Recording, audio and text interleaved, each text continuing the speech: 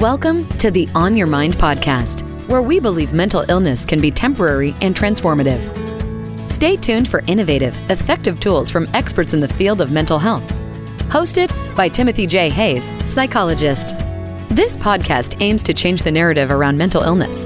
Move from a place of fear to a place of hope and solutions. Here on Your Mind.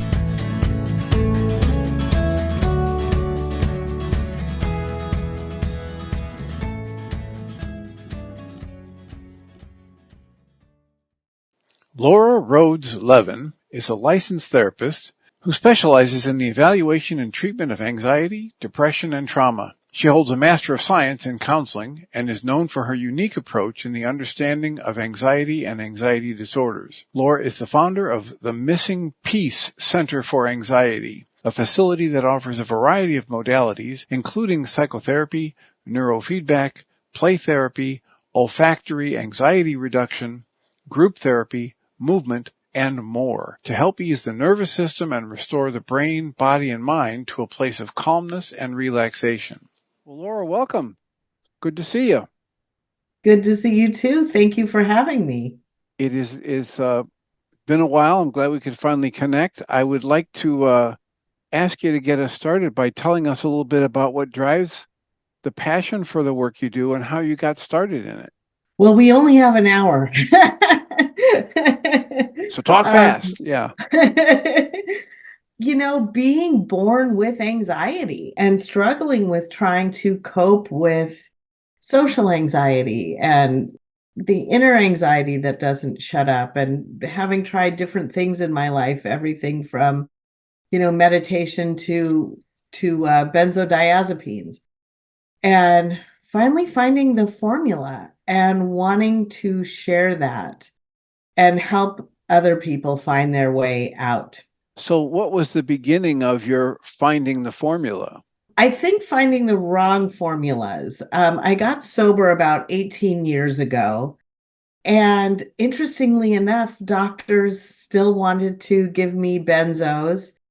What I've learned in creating this book is that, and the studying I've done behind it, is that it's genetic.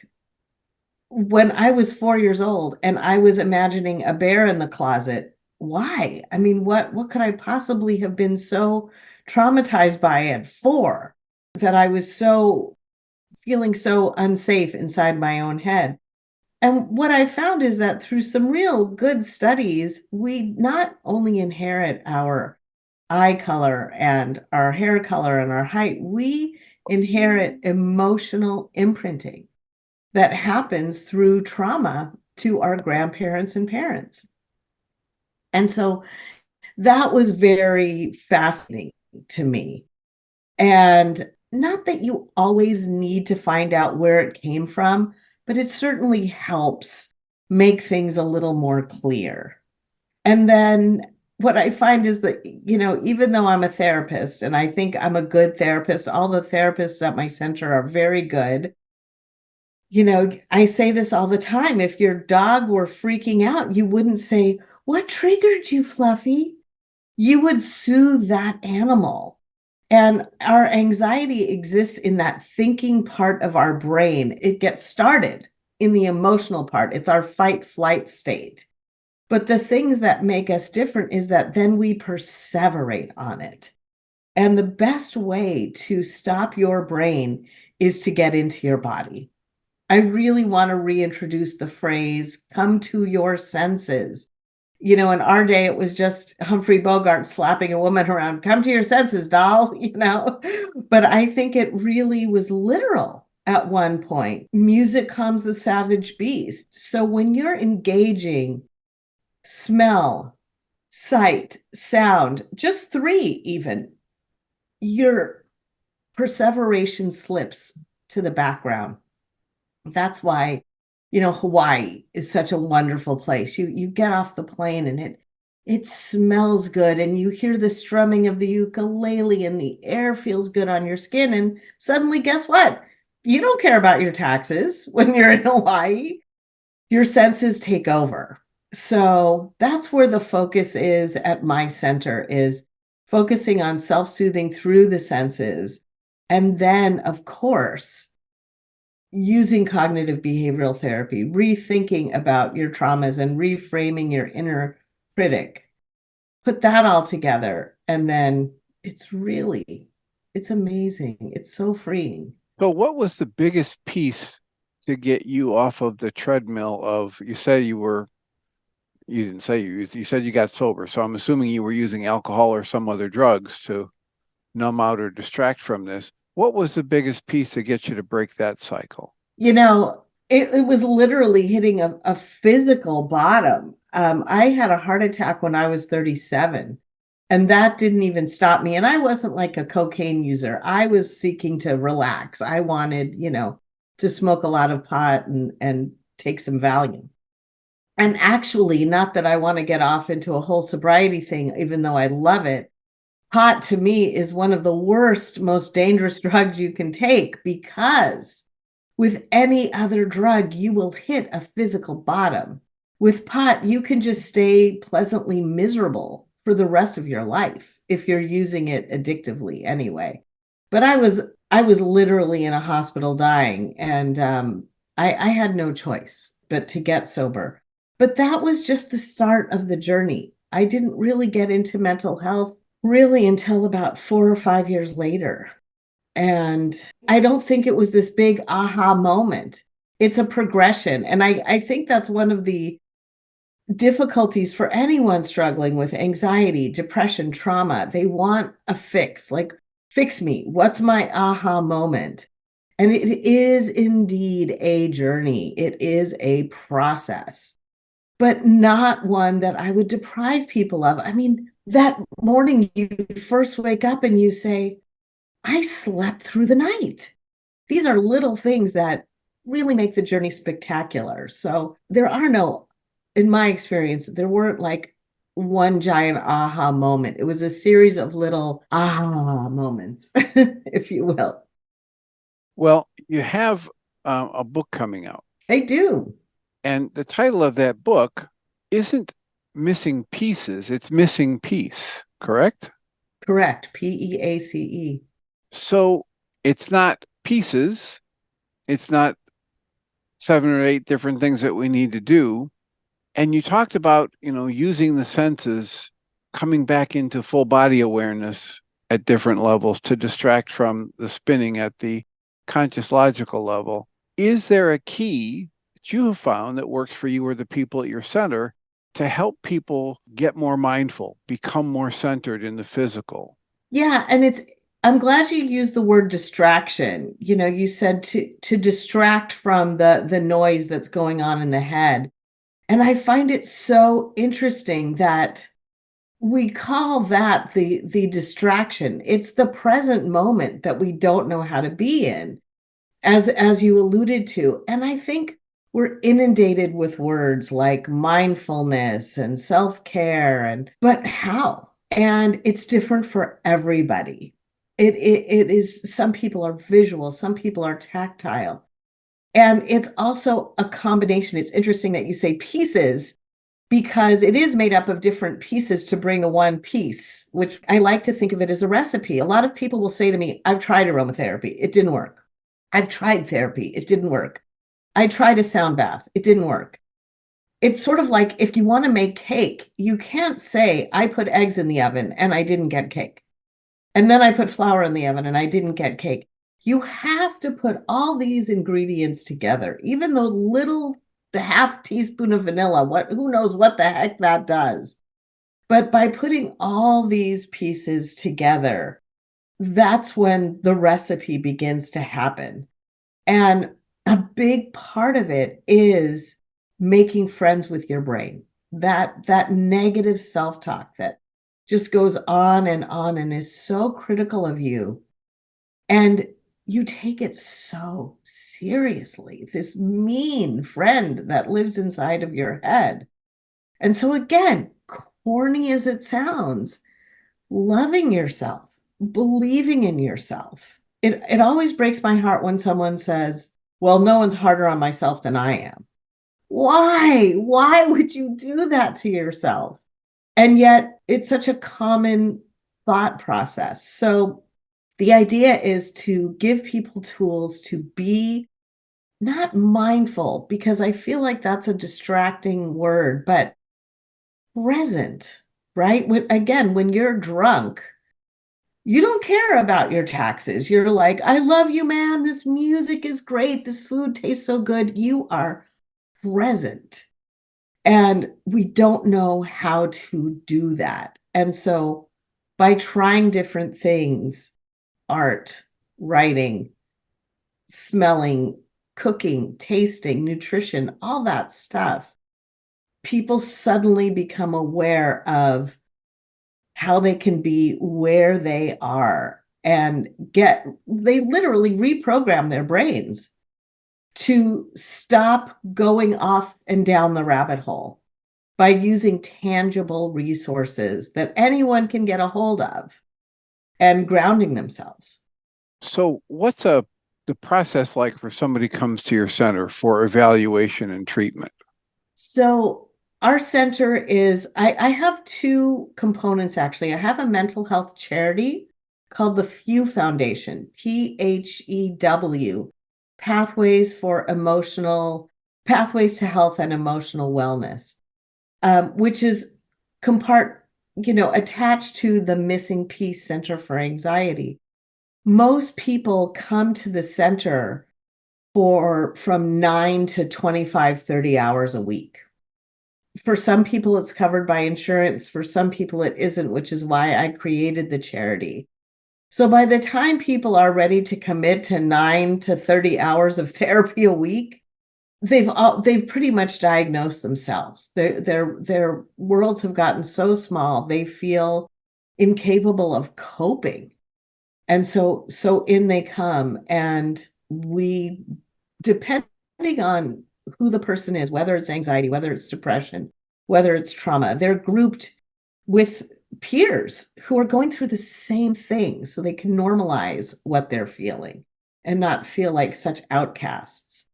But primarily, we do design individual programs for people, but most of it is different components of the same program in different orders.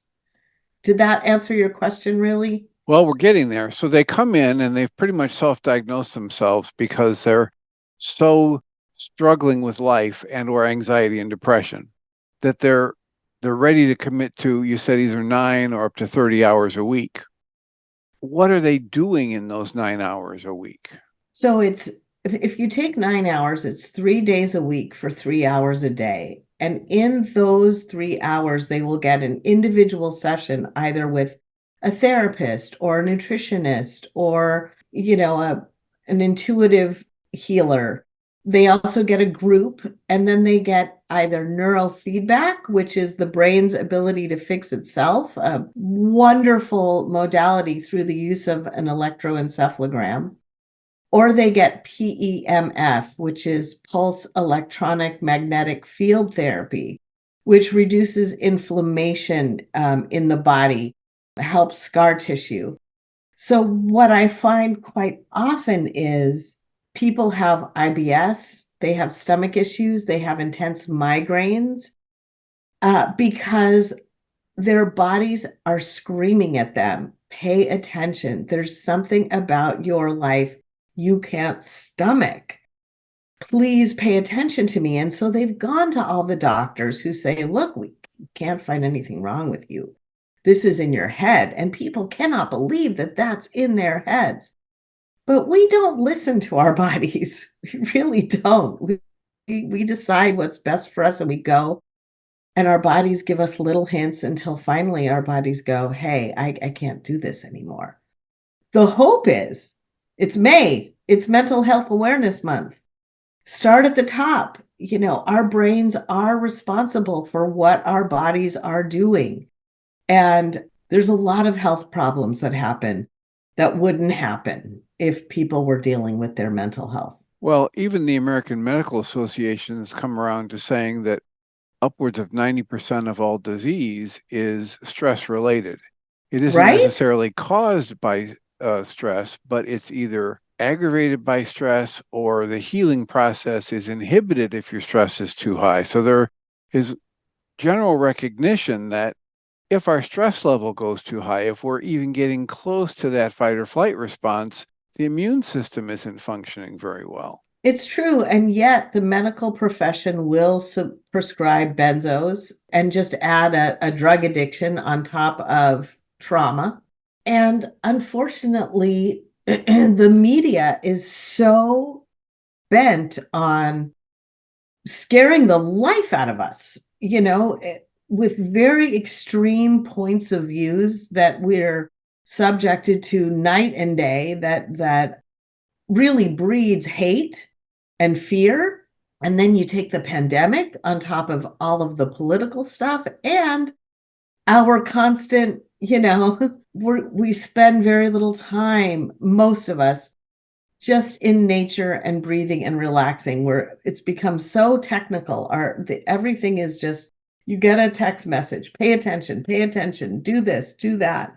And we're just asking way more of our brains than we ever have. And our bodies are paying the price. So is it safe to assume that as part of your recommendations to people, you recommend they unplug from the news cycle and take more downtime? And Yeah. are they learning at your center things to then be doing on their own at home? Is this Yes, kind of absolutely. a training ground for, how to live a better life? Yes. And I want to go back to what you said originally, too. I actually have a chapter in my book called Bad News. Because I was raised, my parents were like 10 feet away from Bobby Kennedy when he was shot.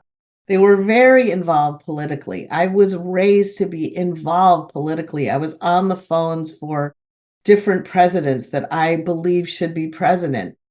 And what I realized is I became so obsessed with the news cycle, and my heart became so intense. And you look back, if you look at C-SPAN, or if you go back to the 30s, they're standing on the Senate floor going, this is the end of democracy as we know it.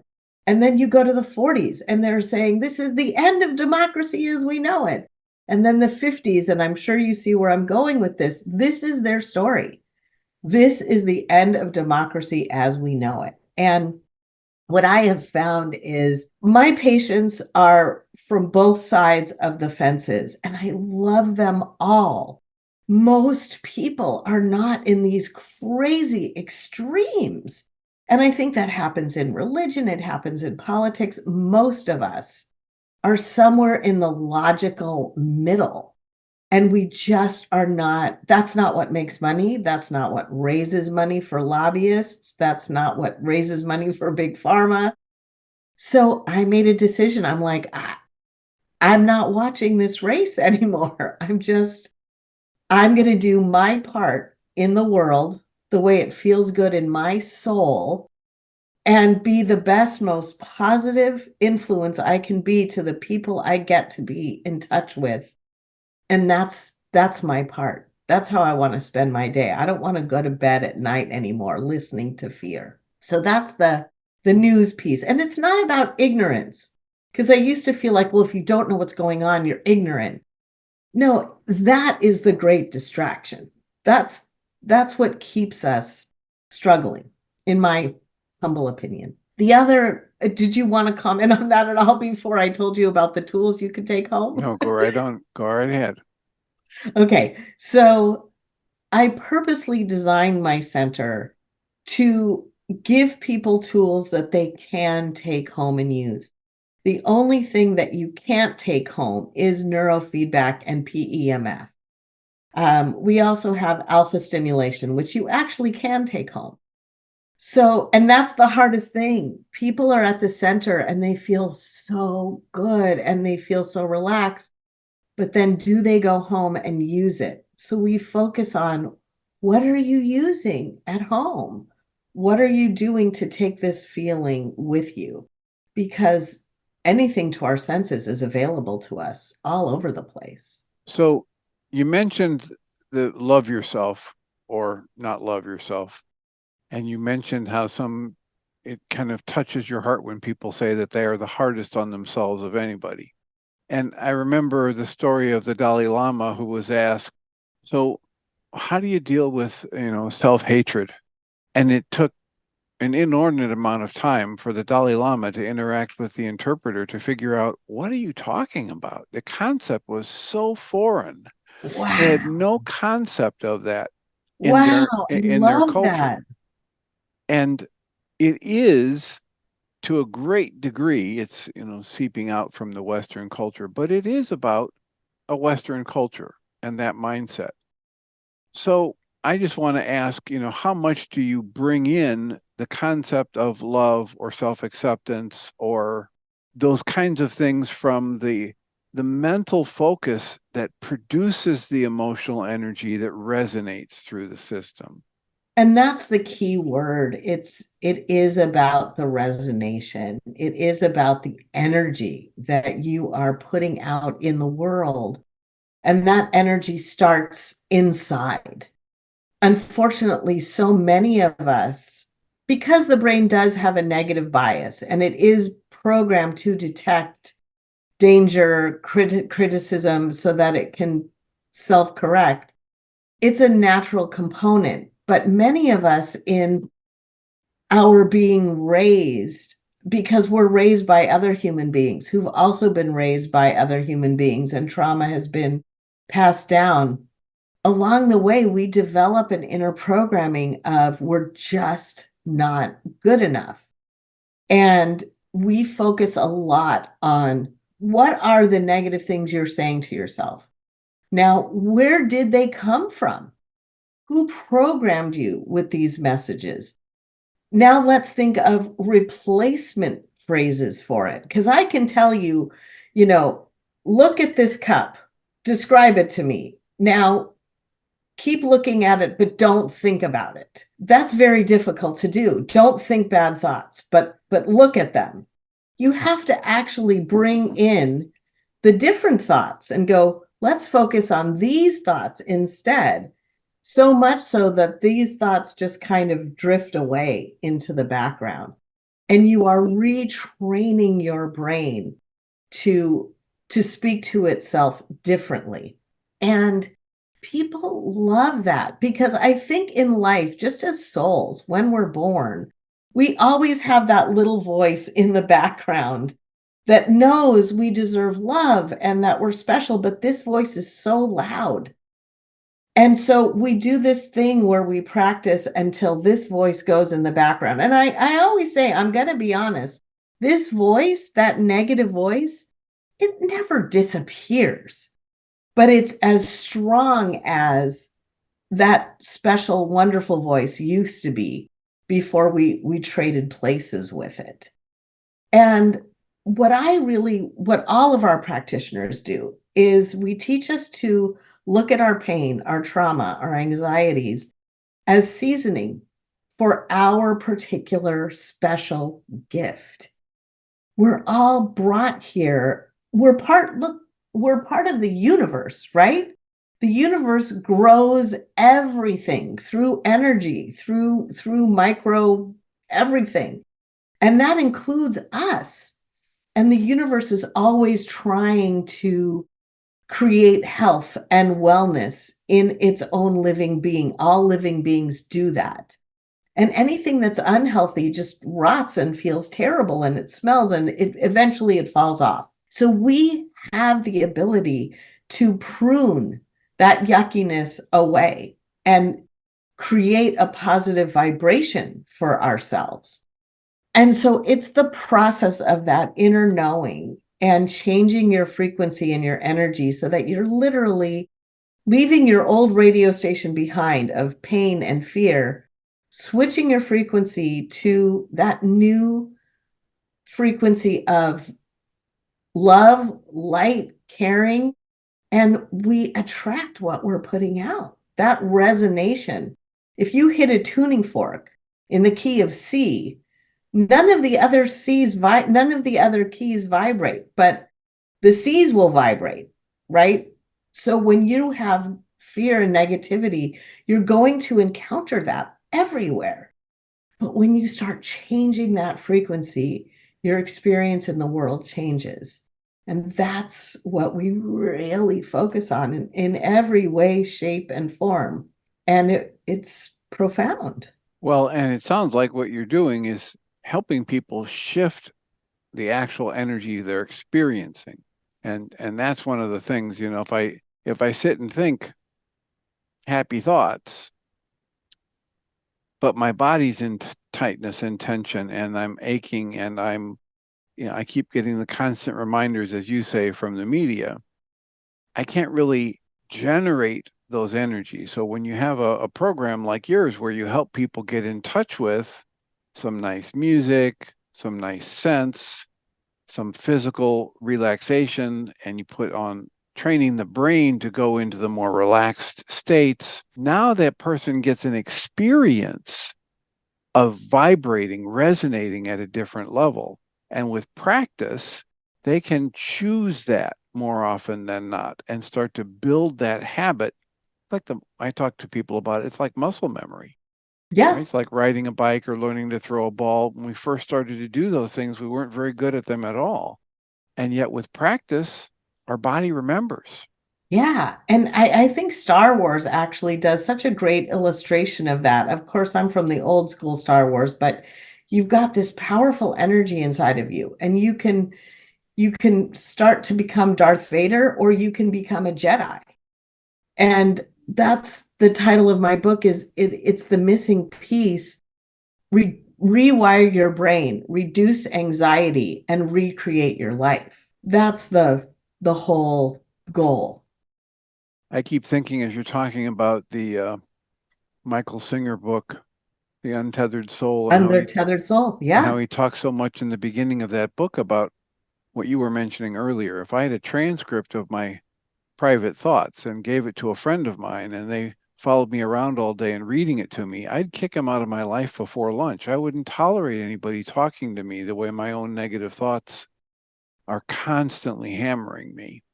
I play chapter 2, the inner roommate, for my patients all the time. I love that book. And it sounds like what you're doing is right in line with what we promote for people in the Optimal Being program. That's a part of what Journey's Dream has developed for people is this two-prong approach of recognizing, your true nature is you're a miracle of life expressing in form.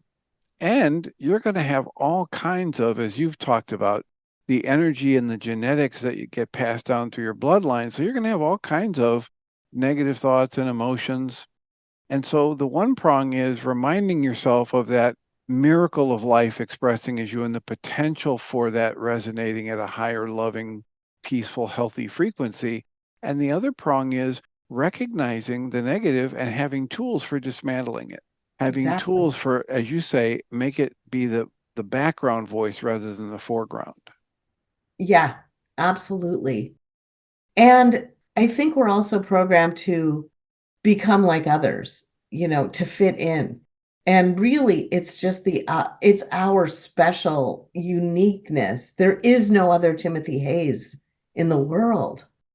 And there is no other, Jim Jones in the world, not according to, I'm not talking about the white pages, but, and we try so hard to dumb down and fit in, and it's the exact opposite.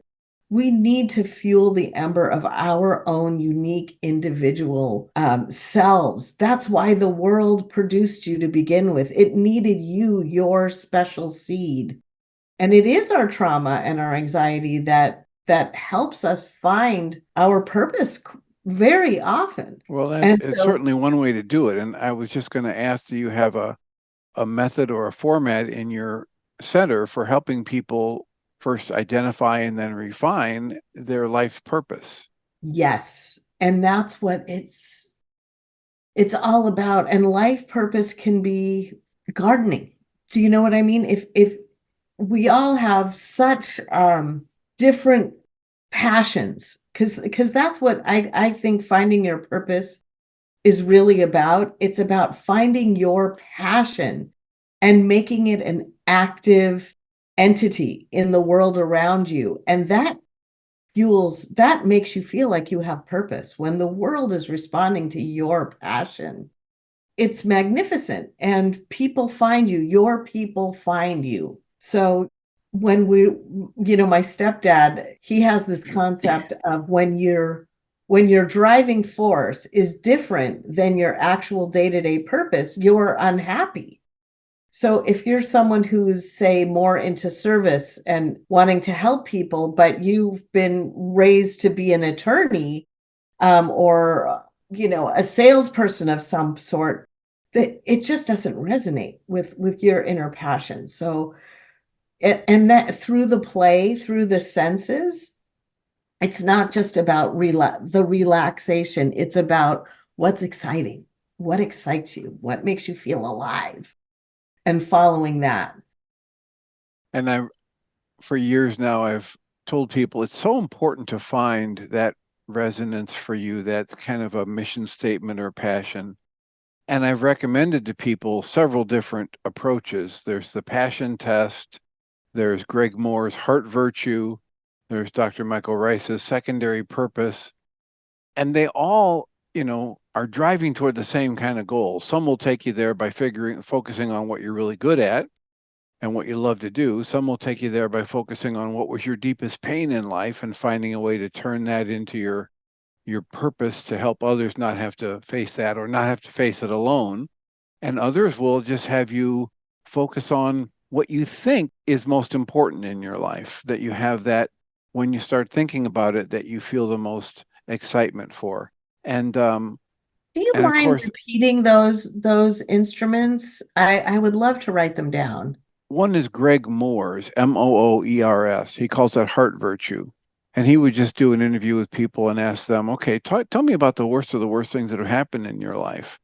And as they're talking about it, sooner or later, they'll hit one where their voice tone goes up and their emotions come up, and it's the feeling of nobody should have to go through this. And he says, okay, that's the one we'll work with. And now we'll Right. create a statement of purpose for you where you pick an actual number, 500, 5,000, 5 million, but a real number.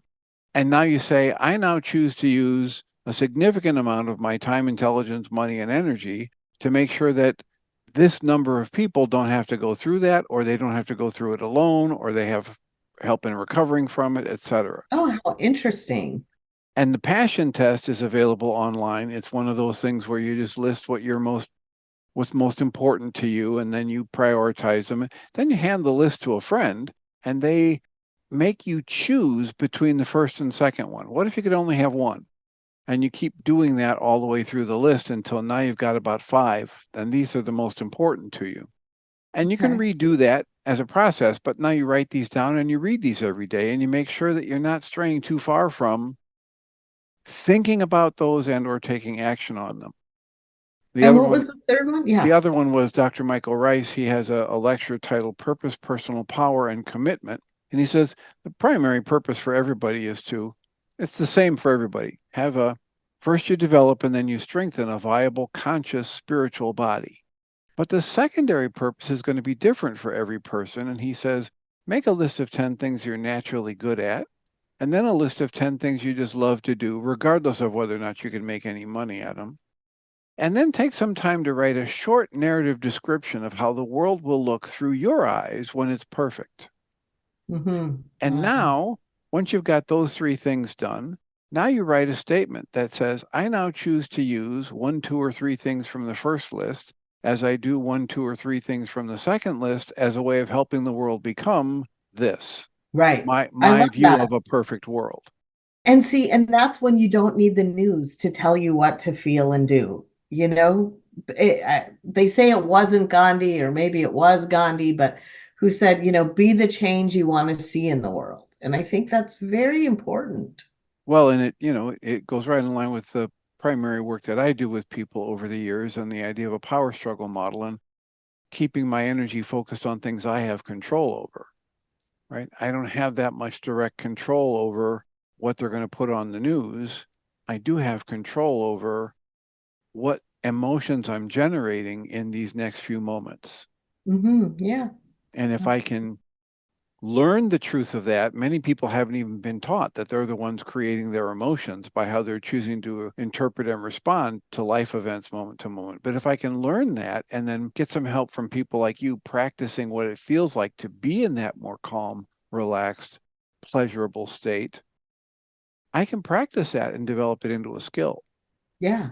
Yeah. One of my chapters is true peace is learning what to ignore, because it's so easy to focus on, if you're sitting in traffic, oh, this sucks. But you can listen to a lovely podcast like by Timothy Hayes and enjoy.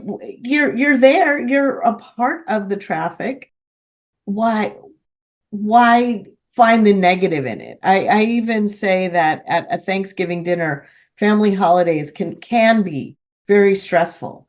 And you can focus on all of that. And sometimes it can be so toxic that if you just look at the cranberry sauce on the table and you go, gosh, that is the most beautiful ruby red, and you literally focus on what brings you peace inside, you're okay. You're okay. And you're entitled to focus on what resonates positivity in your body. That's what makes you the most helpful toward negativity. Well, and you talk about that resonance issue. And so, one of the things that I have control over is what energy am I going to be resonating with within me and then sending out.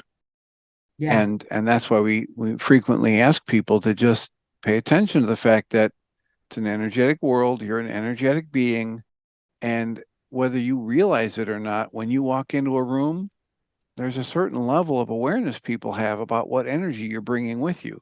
And Yeah. it can be a choice. It isn't always a choice, especially for people who haven't been educated into it, but it can become a choice. I love that. So let me ask you to just get centered and take a breath and think about, so of the things we've talked about so far with your center and the book, is there something you want to go back and highlight or something we haven't even touched on yet that you want to leave us with? Oh gosh. It's a good question. Just understanding that you have the absolute right to joy and peace. And it is your life's mission to find that. It's not to fix everybody else around you. It starts with you. So start with you right now and be part of that energetic wellness of the earth that you deserve to be. And that will be infectious to the world around you. Wonderful. And the title of your book again that's coming out, you said just next week? Yeah, May 7th, The Missing Piece. Rewire your brain, reduce anxiety, and recreate your life. And it's Missing Peace, Peace. Correct. Correct. And if you're looking for it on Amazon, you have to put in Laura Rhodes-Levin, The Missing Piece. Otherwise, it keeps changing it to Piece. So And that might Rhodes is Rhodes correct. hyphen Levin, Levin. Yes, sir. Well, thank you so much for joining us today and telling us about your book and your center. And I look forward to reviewing that book. And thank you for bringing the energetic difference you're bringing to the world and all your listeners. Thank you, Timothy. You're very welcome and deserving. Have a wonderful day. You too. Laura Rhodes-Levin is a licensed therapist who specializes in the evaluation and treatment of anxiety, depression, and trauma. She holds a Master of Science in Counseling and is known for her unique approach in the understanding of anxiety and anxiety disorders. Laura is the founder of the Missing Peace Center for Anxiety, a facility that offers a variety of modalities, including psychotherapy, neurofeedback, play therapy, olfactory anxiety reduction, group therapy, movement, and more, to help ease the nervous system and restore the brain, body, and mind to a place of calmness and relaxation. In addition, Laura currently serves as the co-chair for the Special Interest Group of Integrative Health for the Anxiety and Depression Association of America, an international nonprofit membership organization, and a leader in the education, training, and research for anxiety, depression, and related disorders. Laura is the author of the book, The Missing Piece, P-E-A-C-E, Rewire Your Brain, Reduce Anxiety, and Recreate Your Life. This book is scheduled for release May 7th, 2024, and available through Amazon, Barnes & Noble, and bookshop.org, and whenever fine books are sold. You've been listening to the On Your Mind podcast, offered by Journey's Dream, where we support people through mental health challenges to a place of true and lasting well-being. If you love our show, we invite you to visit onyourmindpodcast.org to join the conversation, access the show notes, and discover our helpful resources. Thank you for listening.